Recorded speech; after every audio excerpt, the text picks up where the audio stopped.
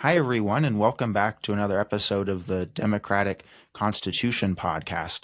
I'm really excited today to be talking with Patrick Rael, and we're going to get into Patrick's work, especially around his book, 88 Years, The Long Death of Slavery in the United States, and discuss a lot of the ideas around this book. Patrick, first off, thanks so much for joining us. I was hoping that you could introduce yourself and also describe what led you to write the book that we'll get in today, 88 Years, the Long Death of Slavery in the United States. Thanks for having me here. I'm a professor of history at Bowdoin College. I have been teaching there since 1995. I did my graduate work at the University of California, Berkeley. And my dissertation work was on the protest tradition developed by free African Americans in the northern states before the Civil War. This is a generation of Frederick Douglass and Martin Delany and Sojourner Truth. I'm just trying to understand how in the midst of this overwhelmingly sort of white society where public culture is thinking about slavery, how African Americans developed a body of protest thought that wound up supplying them ideas well into the 20th century. The second book was sort of standing back from that. One of the things I explored in my first book was the reaction of Northern African Americans to the ending of slavery in the northern states, the nominally free states, roughly between 1777 and 1827. Those northern states all either end slavery or provide for the end of slavery through some means of gradual, sometimes compensated emancipation. So there's this wave of abolitions that we tend to forget about in American history. So the second book is all about connecting the first and the second emancipations. This is a nation that began ending slavery in 1777 when Vermont wrote slavery out of its state constitution. Vermont doesn't become a state until 1791, but that makes it the first New World polity I'm aware of that outlawed slavery. So that begins in 1777. We don't end slavery here until the 13th Amendment is ratified in December of 1865. So we lived with impartial slavery for 88 years. It took 88 years from the beginning of the end of slavery in this country till its final consummation. And so the book is really about exploring that time. In particular, though, I wanted to set that against a broader Atlantic context. Because those who grow up in the United States and have some American history behind them tend to just think about the final end of slavery and the Civil War, and that becomes a kind of very normative part of our story. We're used to thinking that a big war ended slavery, but it's actually quite unique in the Atlantic world. Not quite unique, it is unique in the Atlantic world, where slavery dies in this long century, but nowhere does any slave society endure this 88 years.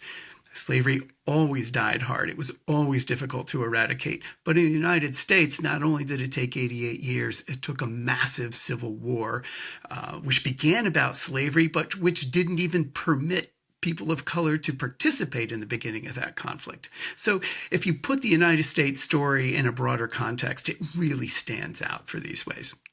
I want to dive into different parts of this story. You write that colonists invoked ideas of slavery before the revolution to perform powerful rhetorical work, which is how you put it. And you write that lacking direct representation in Parliament, the right to peaceably assemble, the ability to pursue wealth free of the arbitrary molestation of direct taxation and other rights the founders considered fundamental constitutional liberties, rebelling colonists considered themselves literally enslaved. And I was reminded of a Tom Paine quote in the dissertation on the first principles of government, where Paine talks about the true and only true basis of representative government being equality of rights, and that to have those rights taken away is to reduce a man to slavery, as he says. So I had several questions related to that point. First, how is it perhaps that the folks using the term slavery are understanding slavery? And looking over this 88-year period, does the understanding of what slavery means and what it means to be enslaved, does that change over time? We can think about this in terms of how slavery changes over time and the understandings of slavery change over time. But I think that's predicated on how notions of liberty and freedom are changing at those times. So we're really talking about, if we think about this long century from the middle of the 18th century to the middle of the 19th century or beyond, what's happening in that period in terms of Atlantic history is the emergence of notions of liberty. What Paine says about equality in the 1770s is new and radical. By the 1860s, it's going to become a lot less so. So notions of liberty are emerging and expanding. The notion of legal equality, regardless of rank and station, the sanctity of private property and of the individual rights to hold property, the freedom from molestation from the state. These are all aspects of liberty that are growing. The American Revolution was a key part of that. Of course, it was predicated on the defense of these principles, but the principles themselves were sort of being discovered in the course of the 18th century. Concomitant with that is understandings of slavery. So this is certainly not my idea. Edmund Morgan was speaking about this in the middle of the 1970s with his American Slavery, American Freedom, where he's talking about the kind of dialogic construction of freedom and slavery. That in a slave society, to think about absolute freedom, as the Virginia founders did, for example, is necessarily to think about slavery. And so the colonists, it was easy in a slave society for them to begin to imagine themselves in their political relationship to the mother country as not merely analogous, but it's metaphorical, right? It's synonymous with slavery. Political lack of liberty really constitutes slavery. And we see their awareness of this, and we see the framers and the founders' awareness of the tension that they are exploring, that they're playing with, that they're holding slaves while they are promoting principles of liberty. For example, there's this great line from George Washington in the midst of the Revolutionary crisis, something to the effect of, if we don't stand up for our rights now, if we accept our status, we will be as tame and abject slaves as we will become as tame and abject subjects as the slaves we rule over with such arbitrary sway. Lots and lots of these people who we think of as the founding fathers understood that slavery was there. So we can't use the argument that says, well, nobody understood or knew or thought that slavery was wrong in the Revolutionary period. It was on everybody's mind.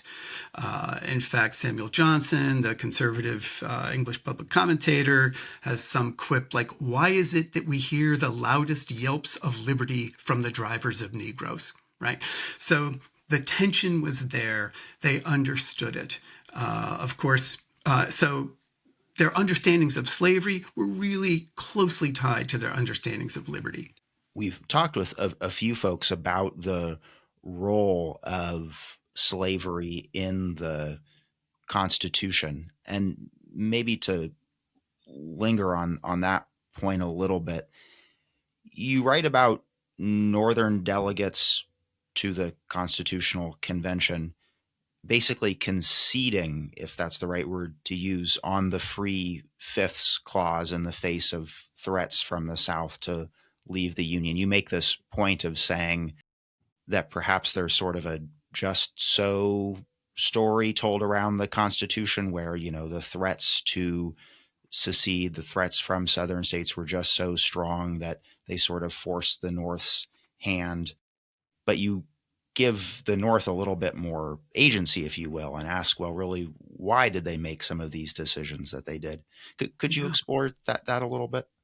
Sure. So we've got the Constitutional Convention, 1787, meeting in that hot summer in Philadelphia. And the point is to come together and essentially reformulate the Articles of Confederation, which were just not functioning in a range of ways. They're meeting and thinking about how to reformulate this government. They want everyone together, 13 of these states that have rebel from Britain and are now independent states. The question becomes, in the midst of all this, questions are rising about slavery. Initially, the concern was about tensions between large and small states, but as Madison notes about halfway through, questions of slavery had become this dominant divider in the convention. Ultimately, the Constitution is going to wind up with three major references to slavery, sort of acceptances of slavery without ever using the actual word. They use euphemisms like people bound to service. But the three key pieces here are the retention of the international trade in slaves to American shores for 20 years, 20-year protection of the slave trade. The fugitive slave provision, which says that if your human property runs across state lines, the federal government has a responsibility to help you get it back. And then the third, of course, is the Three-Fifths Clause, which gives the southern states, artificially empowers them with more representation than they deserve by counting 60% or 3/5 of their slave population, which is, of course, not served by these representatives, who are oppressing them, gives them an artificial bump of 60% to their populations when considered for apportionment in the House of Representatives and, of course, the Electoral College. So what the Three-Fifths Clause functionally does is give the southern states, the slaveholding states, about a persistent 10 to 12% bump in both of those institutions well into the 19th century. So the question becomes, why was this permitted? If they sort of thought, some of them thought that slavery was wrong, there were certainly many at the Constitutional Conventions who spoke out against it. Martin Luther of Maryland was speaking out against the slave trade. Governor Morris in Pennsylvania, there's a bunch of people who are raising these kinds of questions. Historians have tended to, or let's call this popular discussion, has tended to criticize the framers for not just taking this opportunity to end slavery.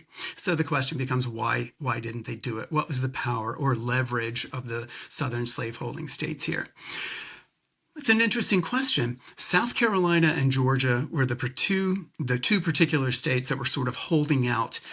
North Carolina to a degree with Hugh Davey, but they were sort of holding out to make sure that there were protections for slavery. And when the document was finished, it was going out for ratification, they assured their statesmen that they had secured the best deal for slave property that they could. So why was it that those northern states, which were either in the process of abolishing slavery or closely contemplating it, why did they give in? The one answer is that there's a sort of, I call it the blackmail thesis, that essentially Georgia and South Carolina threatened to not become part of the Union if they were given these kinds of protections. It didn't make a ton of sense, as George Washington himself put it afterward. Gee, if a state like Georgia, which is surrounded by the Spanish and Native American groups and all these other groups, if it doesn't understand that its defensive interest lies in unity with the other states, then it's crazy. So I'm not sure they actually had that much leverage. I don't know that the blackmail thesis really works. I think more likely is the sense that they simply did not see themselves there to do that kind of work, that there was too much tacit acceptance of slavery among the wide range of people who are in that convention. Like, nobody set out to have it be their business to make sure that the new Constitution didn't include it. Many of them weren't happy about it, but it wasn't an objective. They simply did not see that as part of their goal. Later on, some would come to lament it. Northern Federalists like John Quincy Adams would complain that, man, this deal we struck in 1787 was really pernicious. It would have been better, in fact, if we had just separated at that point. So that's kind of my take on this, is that those southern states didn't have enough leverage to compel the convention to accept slavery in the ways that it did, but because the convention itself didn't really have that kind of impetus behind it. It didn't have that intention. And of course, that has massive, massive consequences. We wind up having millions and millions of people enslaved who did not have to be. We wound up having a massive civil war that cost 750,000 lives and about $10 to $11 billion in capital. So their failure was monumental. But if we're trying to understand it, I think that's the best way. Well, it's an interesting subject. I've actually recently been working through Frederick Douglass's My Bondage and My Freedom. And of course, Douglass, one of the greater, an excellent writer of that experience and that period, and also exploring his relationship to the Constitution and how abolitionists looked at the Constitution and brought back that history. So it's Yeah, in fact, I mean, this becomes a critical point in the years that follow. The Constitution, as we said, never uses the word slavery. Um, Madison, was the only one that was permitted to take notes on this, sort of comments on these sorts of things. There's this like exceptional ambivalence that we really have to understand. They hoped that slavery might end, but if they couldn't make it end, they were at least going to not try to endorse it too heavily. And so this debate emerges during the abolitionist movement of the 1830s into the 1840s. It becomes really, really important. Is the Constitution pro or anti-slavery? The real radicals like William Garrison said the Constitution was pro-slavery, that it permitted it, and it was therefore a covenant with death, an agreement with hell. And so the radicals like Garrison were all for, they were secessionists. They were all for cutting off the slaveholding states and having a nation that was free of slavery. Those like Frederick Douglass and other African-American activists felt that they did not have the same luxury to be able to say that. They said, look, our brethren are in chains. We literally have brothers and sisters, mothers and fathers who are struggling under the slaver's lash, and we're not going to leave them. We're not going to cut them off. The Constitution is sufficiently ambiguous about slavery that we can argue that it is, in fact, can be read as an anti-slavery document that is at core promoting freedom and liberty.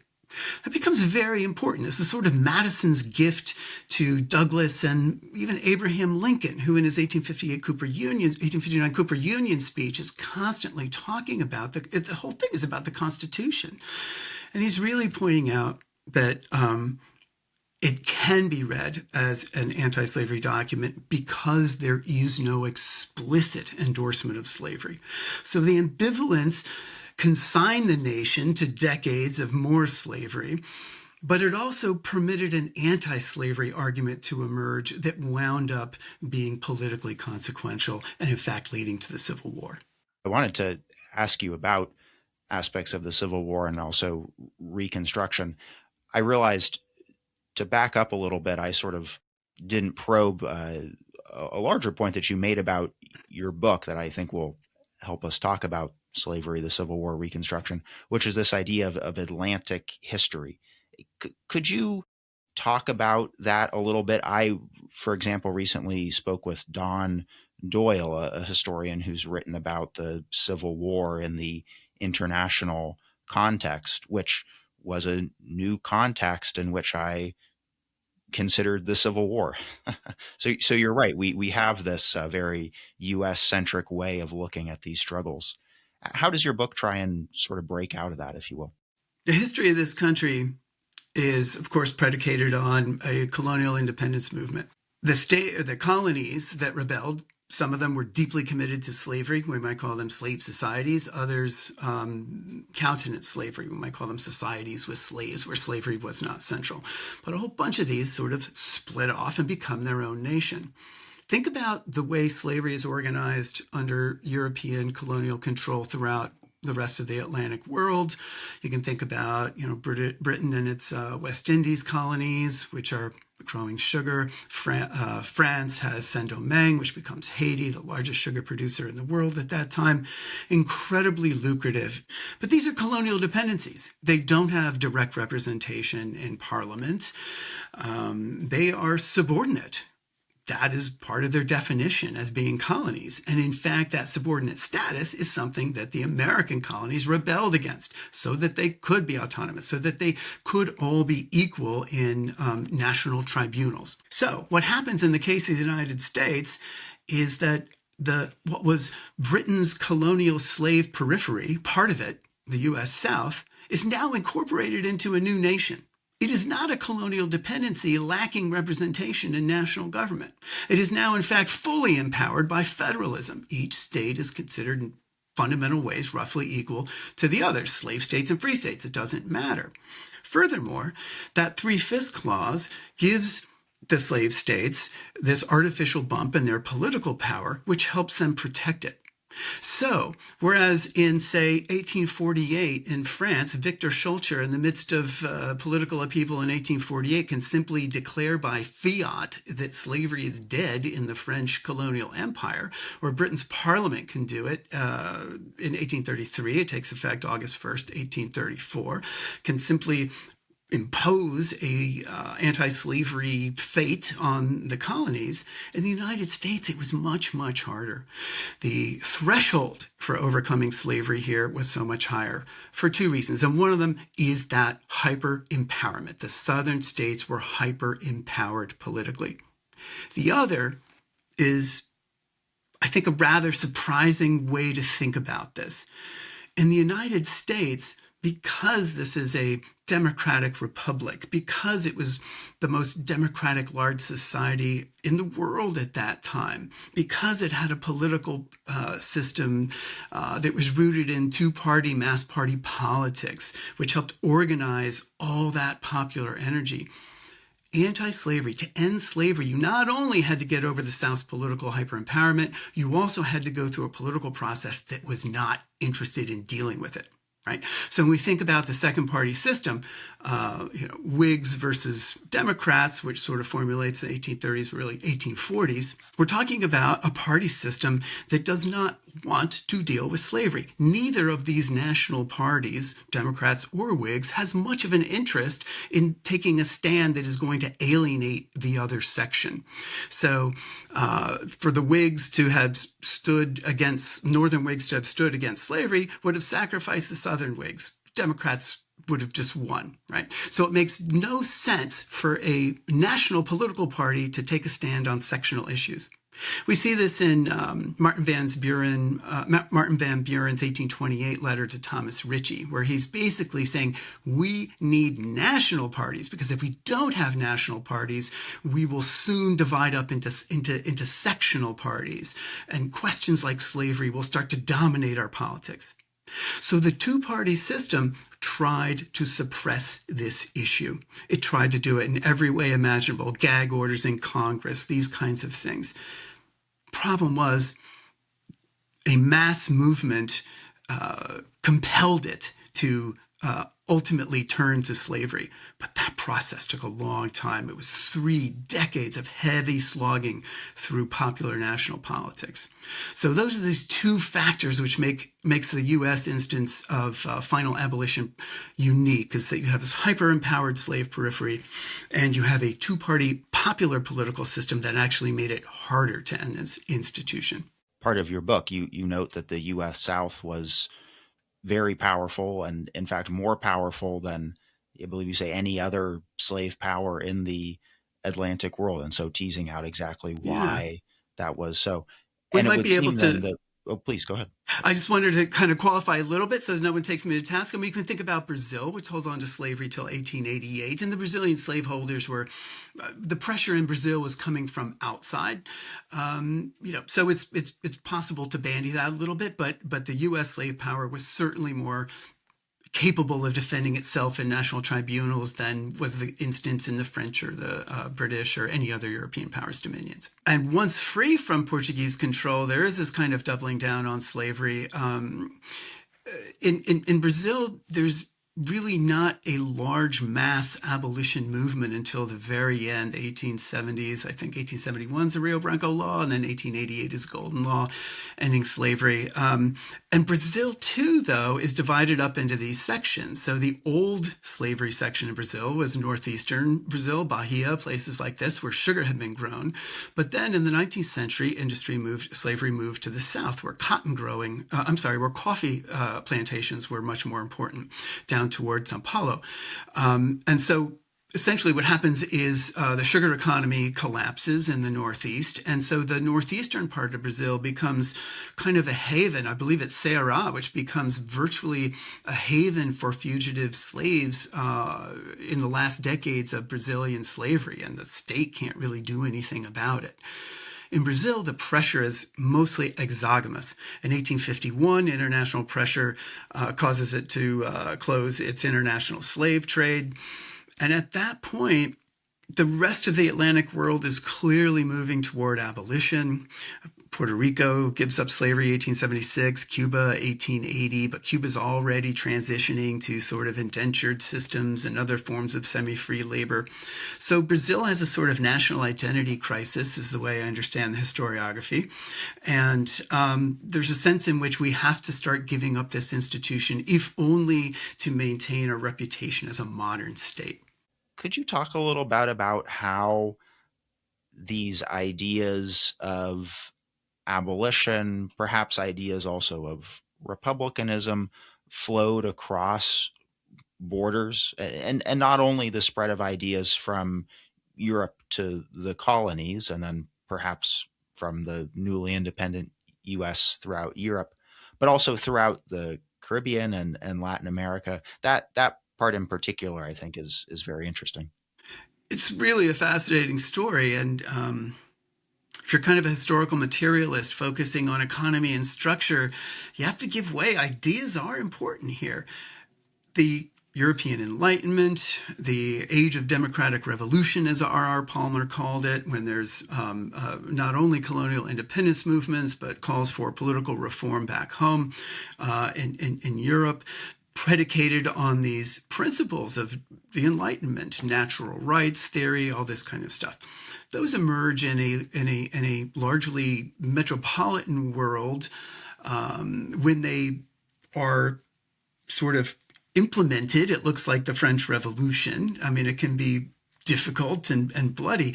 When that happens in the colonies, though, it happens in the American, the British colonies first, what you get is this flow of ideas that everyone starts appropriating and turning to their own uses in various ways. So the principle that all should be equal before the law, that we shouldn't have an aristocracy that has more rights than a gentry, that has more rights than a peasantry. That's a notion that, of course, the American framers and founders upheld, but the American case is a good example. These guys like Thomas Jefferson or John Adams, these were not social revolutionaries. These were people who were very invested in the society. It had a lot of property, and they feared anarchy. They feared what was coming from below.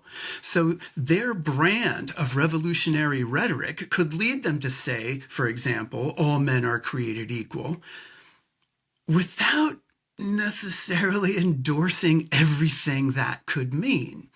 They didn't.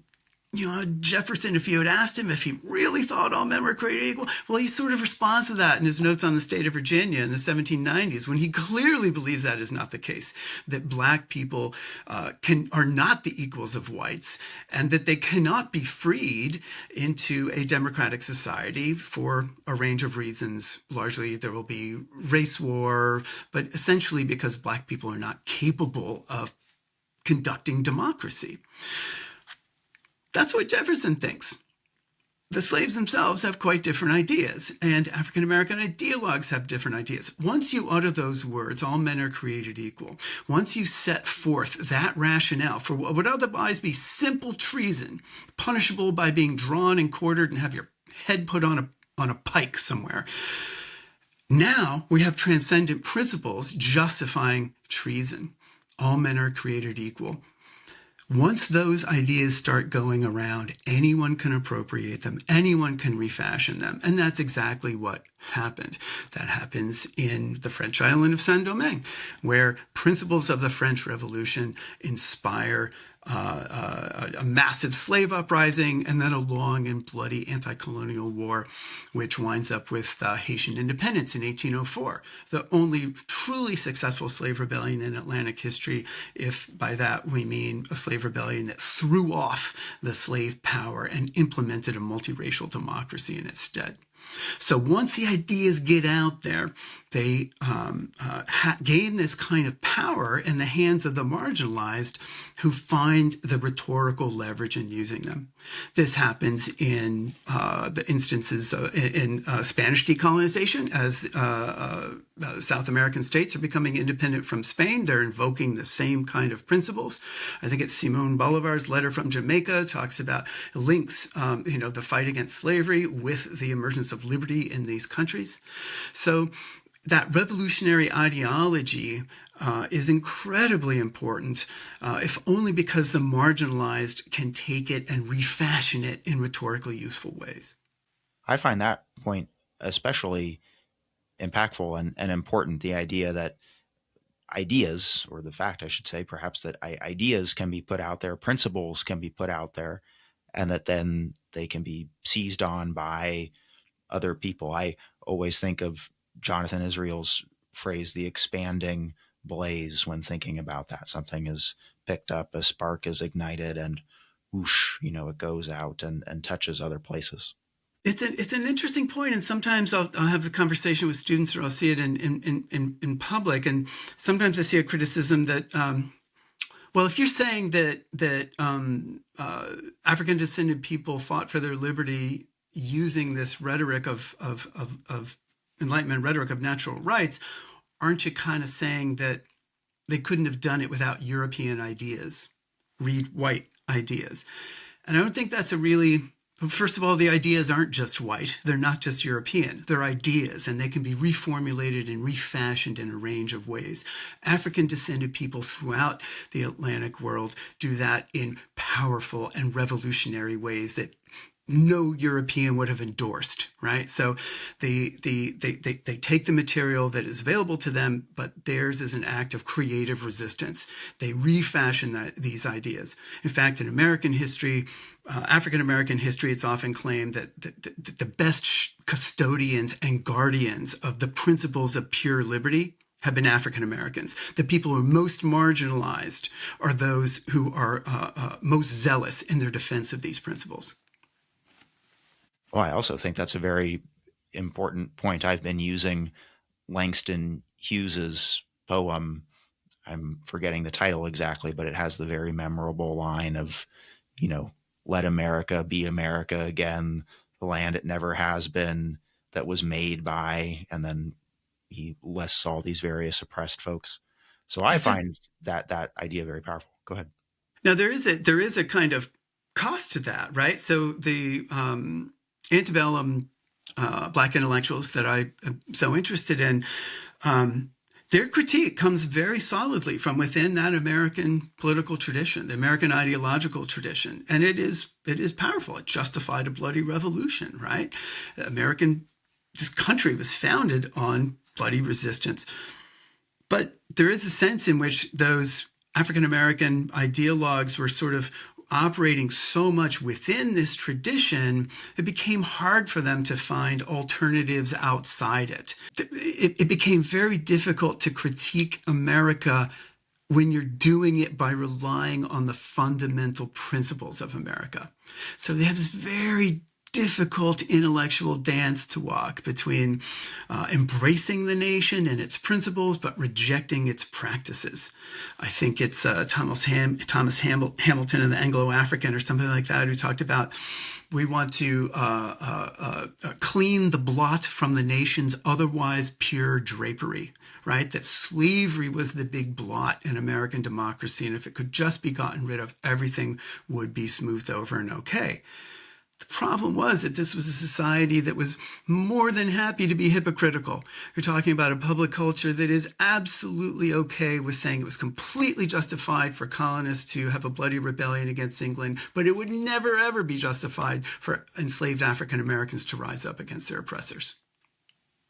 It's an important point, and I see connections perhaps to Reconstruction, or the attempt to continue a liberation struggle. In that vein, you write in your book that only in the United States, where traditions of federalism and democratic participation demanded something else, did the freed people enjoy full political and civil equality, and this lasted for a mere moment before passing away. And I read that as a direct discussion of Reconstruction and the very violent defeat of Reconstruction.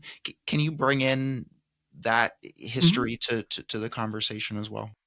Sure. I should state that that notion of this being this exceptional moment in Atlantic history, that's my reading of Eric Foner from Nothing But Freedom. So I want to make sure that he gets credit for it. And if there's a misreading in there, then it's mine. But that is how I understand it. And this is a really, really fascinating thing because, like, you can end slavery in the British West Indies, for example. Parliament's law from 1833, there was a period of apprenticeship. It was, I think, if you were domestically enslaved, it was 5 years. Those who worked in the plantations, it was longer. They did away with it. But what winds up happening in the British West Indies is you have a free people, but they're not equal to those in the metropole. They're in a colony. There's not an expectation that emancipated people in Jamaica would soon be enjoying the same rights as citizens in London.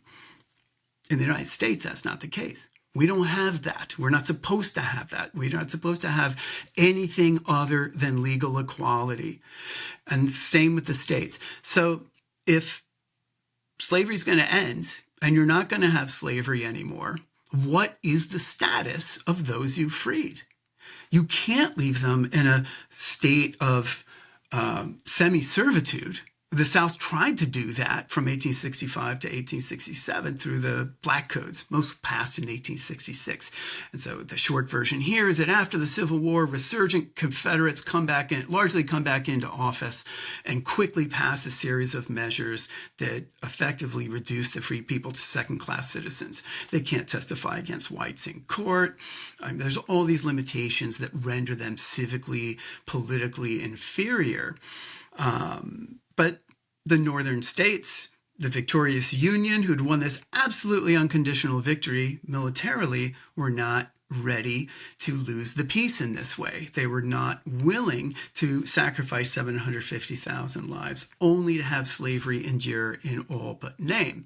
And so they reject that. And this is where the 14th Amendment and the Civil Rights Act of 1866 largely come from. We're all legal equals. And if we're all legal equals, then African Americans have every right to the same kinds of political affordances that everyone else does. You can have citizens or non-citizens, but you can't have anything in between.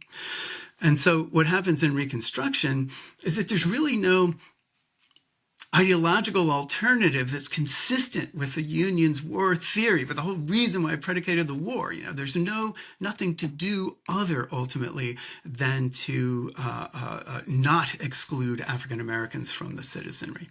Unfortunately, despite what Congress intended, despite the clear intent of the framers of the 13th and 14th Amendment, the federal courts, particularly the Supreme Court in the 1880s, well, starting in the 1870s and moving through Plessy versus Ferguson, 1896, kind of caps it, eviscerate the 14th Amendment, eviscerate the 13th Amendment, and find ways of actually even resurrecting Justice Taney's dual citizenship notion from Dred Scott case in 1857, which said if you're a citizen of a state, that doesn't necessarily make you citizen of the country.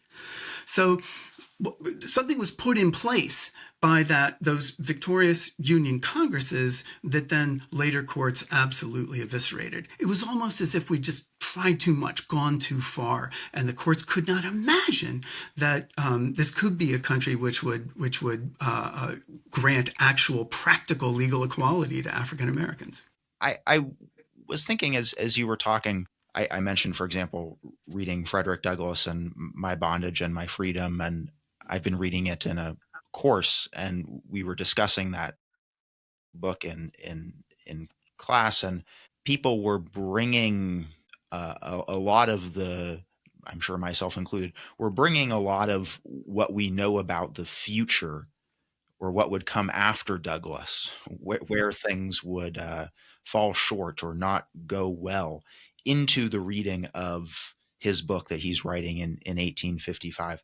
So all that to say, how when you think about this history, and when you do your readings of history, do you sort of suspend what you know about how things will turn out, how the Civil War will end, how Reconstruction will end, perhaps what will be the condition of the freed people during Jim Crow and their continued Yeah. struggles and so on?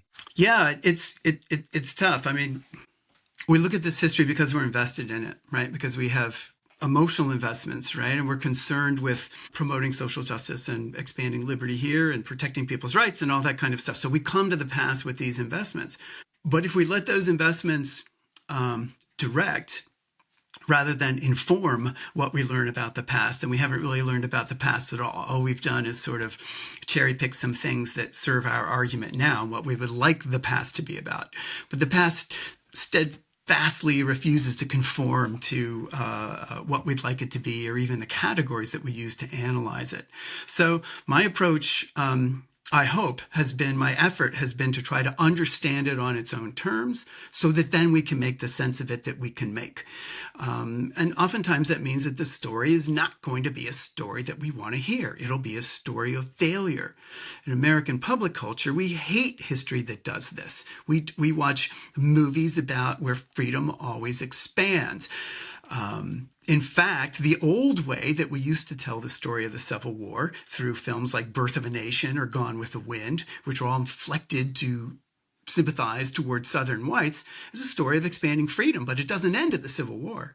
It has to end at the end of Reconstruction with redemption, when those horrible carpetbaggers and corrupt Negroes were thrown out and white men could restore the South. So the stories we want to tell are positive. When we started retelling stories about the Civil War later on, in, say, 1989's Glory, we stopped telling the story of Reconstruction because we can't tell it as a story of victory. We can talk about the Civil War as a victory. Absolute success, unconditional surrender of Confederate armies. Hard to imagine a greater military success. But it only leads to this absolute abject failure in Reconstruction.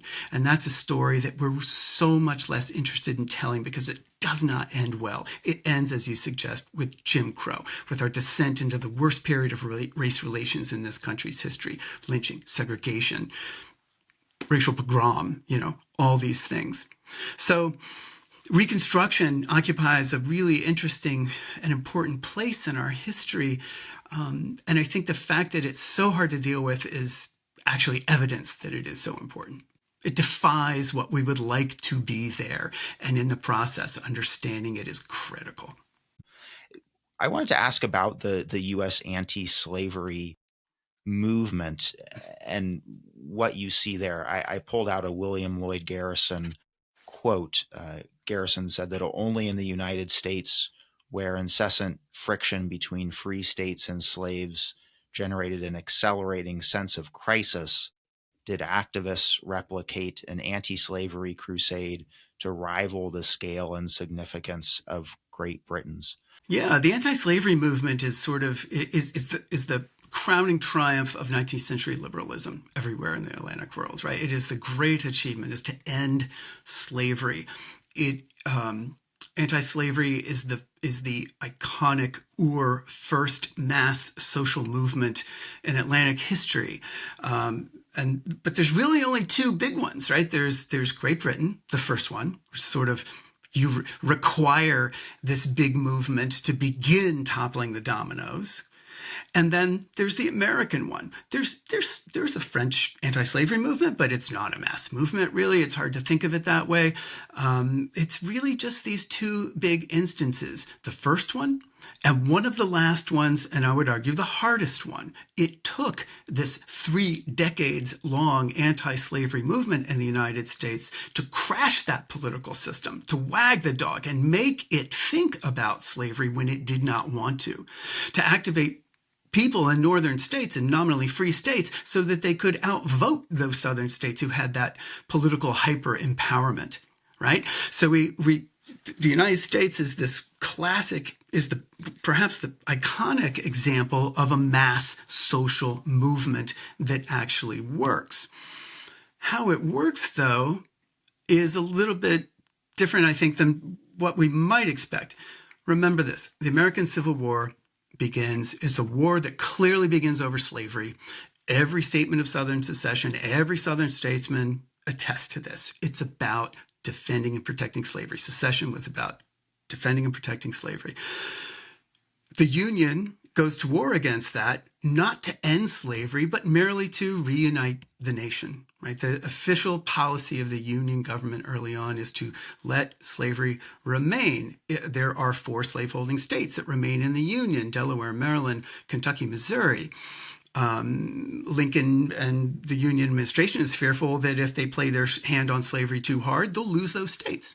At one point early on, ministers go to Lincoln and say, gee, if you made this war one to end slavery, you'd have God on your side.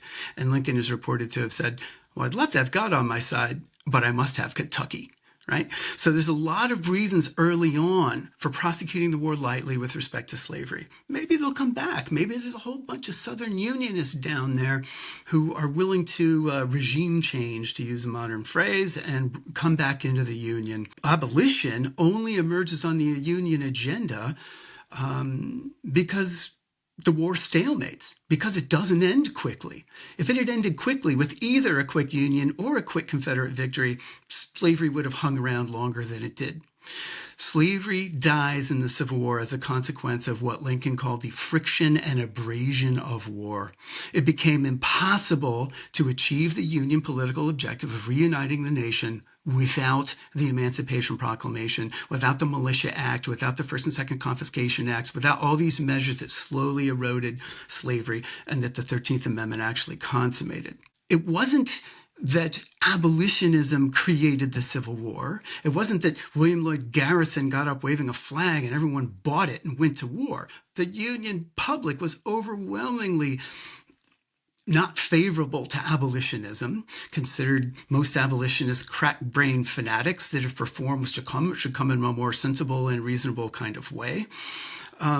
So the Union didn't war because abolitionism told it to.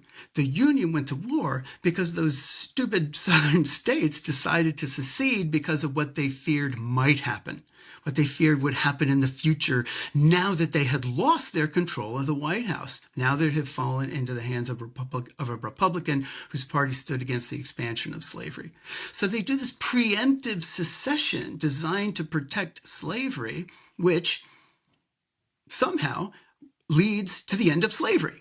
And it leads to the end of slavery because the Union government prosecutes the war in such a way that ultimately that abolition is required. We don't get to the Civil War because of an abolitionist crusade. We get to the Civil War because the secession is preemptively left. I wanted to turn to 2 questions that will bring us more into the present moment. I believe the second question I had asked you was about colonists invoking ideas of slavery before the Revolution. I mentioned Tom Paine's quote about the true and only true basis of representative government being equality of rights. And I'll assume that I'm not alone in my feelings or my opinions. Why might it be that someone could read your book and perhaps add in some thinking of Tom Paine, Reconstruction, so on and so forth, and think, man, this all feels still very relevant? Yeah. Of course, I have my critiques about the existing political system. The blog, of course, is called the Democratic Constitution blog, aspiring towards That's a something. tell. Exactly. What is it that still, in your opinion, and perhaps even bringing in your students, even how they react to this, that feels relevant? 250 years later, we're still trying to get it right. That's one way we can think about it. That's a perspective that basically buys into the whole kit and caboodle, right? That sort of says, okay, we began as a nation committed to democracy. We want to be a nation committed to democracy. We just keep having a persistent problem actually being dedicated to democracy. After 250 years, you got to start wondering what the actual commitment to real democracy truly is here, and if we've ever really had it. So this kind of gets back to that wonderful work by Edmund Morgan in the 70s. The notion here is that you can't really have freedom without slavery. This is a nation that has never been willing to practice what it preaches, and probably never will be. I mean, it's really disheartening today to see young people jumping on the train of the fascists and, replicating arguments that were made 250 years ago. It's really disturbing to see things going on in American streets, state authorities breaking into people's homes, detaining them. This is the fugitive slave law on steroids. I mean, if you read about the fugitive slave law, reactions to the fugitive slave law, things like the Christiana riot of 1851, all these, the Oberlin Wellington rescue, John Price, Shadrach Minkins, all these fugitive slave stories, which involve militant action on the part of abolitionists, man, what's going on today is worse. We've got the absolute mobilization of a very powerful central state putting boots on the ground, weapons on the ground, without the Constitution on their side. I keep thinking about writing a piece about the fugitive slave law, resistance to fugitive slave law, and ICE and immigration stuff, but the present just looks so much worse than it actually did in the past. So I'm thinking, geez, I can't even turn to the past and say, look how bad it was in 1851. We can't do this, because a lot of potential readers are going to be like, that's nothing compared to what we're doing today. So I got to say, it doesn't make for a lot of hopefulness. It really makes one wonder if those traditional roots through the rhetoric of American democracy, if we could just make people practice what they preach or live up to values they say they endorse, that's a nice notion, but it hasn't performed too well in practice. In practice, what has moved us ahead in terms of civil rights have been moments of national calamity and catastrophe. It was the Great Depression. It was World War II. It was the Cold War, which demanded that we desegregate the armed forces so that we could develop the loyalty of proxy states throughout the decolonizing world. There's all kinds of reasons why civil rights expand and grow, but they're almost always related to some kind of structural imperative. We just defeated the Confederacy. Now we have to figure out what freedom means. The stream of resistance is constant, right? That's never in question. The ideology is always being formulated and reformulated. That's the work of an intelligentsia. That's the work of the movement. But the structural conditions that let the movement succeed or be more or less likely to succeed, that has a lot to do with what's going on in the outside world, in my view. That's my read of history. So this is a tough time. We've been living under this steady retrenchment for at least 50 years now. And it's hard to imagine what is going to happen structurally that will make this country move back closer to the principles it says it adheres to. What are particular things, or are there particular things you would want people to know about the abolitionist movement that could be relevant, despite this sense of it's so much worse? I think that those who are active need it less than those who are not. American elections turn on a dime. There is a very, very small fraction of the electorate that's actually willing to move. About 98% of the final result is baked in at the beginning of the campaign. We're just moving the needle on those few people in the middle. Those are the people that need to move. Those are the people that need to understand what this country's history is about. Those are the people who need that civic education, which reminds them that we have three parts of government and that these are our national founding principles, and that, just to call people back to the things that my generation learned as a matter of course just growing up in school. If we don't know the history, we can't use it. But the history tells us what we are about. It points the way to the moments that work, and it also, more importantly, shows us when things don't work. For my money, the action is going to be in making that center of the electorate more historically literate, particularly on these kinds of issues, than it has been. But that means turning the clock back on a lot of things that the government has been doing over the years. We've eviscerated civics education in high school. There's no teaching American history grants from the NEH anymore. We're moving all towards standardized testing, which tends to minimize history education. So a lot of the things that are going on in education, both higher and not, are sort of moving us in the wrong direction. I think that's actually not that much of a coincidence. It's a lot easier to control people when they don't actually know much about their history or how their government works. Wanted to end by asking about the 250th anniversary of the Declaration of Independence. And we talked a little bit about these ideas of, for example, in Langston Hughes, let America be America again, the country that it never was, that the oppressed can sort of make it live up to these ideas. You find that in King, of course, a check that hasn't been cashed. We mentioned Douglas. Douglas's My Bondage and Freedom is full of allusions to the Declaration of Independence. And it comes up in a million and one other places. I see the anniversary as an opportunity to point to the incompleteness of that Declaration of universal and equal rights, and then argue, in my case, for a new constitution, a new democratic republic. But I was curious what you see in this anniversary, and how it can best be presented to people.